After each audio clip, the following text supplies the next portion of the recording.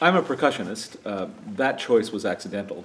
I didn't make it. My mother made it. I was in the first grade at Wilson Elementary School in Mason City, Iowa, and a sheet came home to all of the parents, and the parents had to look down a long list of instruments and decide which instrument their children would play. And at the top of the list were all the instruments that I was interested in. There was the violin, and I remember the French horn. That seemed especially exciting and exotic in the context of northern Iowa.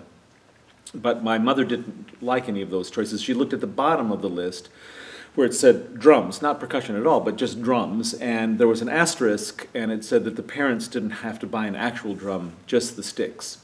And my mother was a frugal farm wife, and she decided, no instrument, just sticks. It was going to be the drums for Steve. And so she made the decision for me to become a percussionist. What she didn't realize that by choosing sticks and no instruments, she would eventually put me in a studio such as the one I'm sitting in that has, probably between 750 and 1,000 instruments scattered around throughout it. So she was wrong in her estimation that there weren't instruments involved. But she was right in her estimation that it was the sticks, in other words, the sticks as a stand-in for the physical act of playing percussion, which stands at the center of the percussive art. I think the best definition of percussion comes from its word in German, Schlagzeug. Schlag means to hit, and Zeug means stuff. So a percussionist is someone who hits stuff.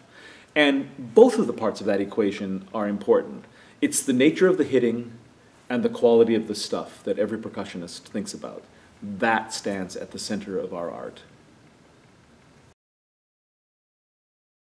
Percussion is in fact a non-instrument. When you have 1,000 instruments, it's the same thing as not having one.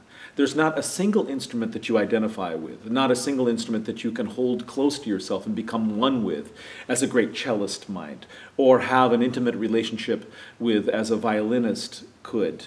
Percussion is a collection, a confederacy, if you will, of sounding objects that come in from all over the world. I mean, a pianist puts on his or her coffee cup that iconic symbol of white and black keys. But what does a percussionist put on his coffee cup? A spring drum, or an angklung, or a break drum, or a marimba, or a West African djembe? The choice is so huge that not having an instrument means that we construct instruments. We externalize the instrumental force to objects which are interchangeable. If Gidon Kramer plays in Carnegie Hall, he brings his own violin. He doesn't just put on on the tech writer, I'd like a music stand with a light and a quality violin and bow. No, he travels with a personal instrument. But if I play at Carnegie Hall and I need a pair of bongos, I put it on an instrument writer. And what I'm after is not a bongo. I don't travel with them, at least I don't. I'm after bongo-ness. I'm after the ability to make a bongo sound. And so I remember watching my father work on the farm, and if a task needed doing, if a job needed doing, he would pick the right tool. I mean, if he needed to pound something in, it would be a hammer, or, if the hammer wasn't there, a rock, or anything that would do the job.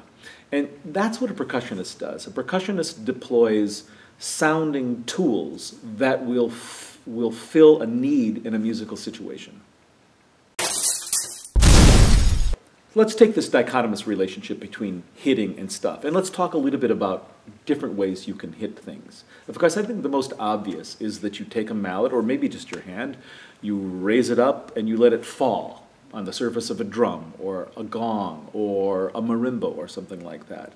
And that's a percussion sound, and maybe even that is by far the majority of percussion sounds.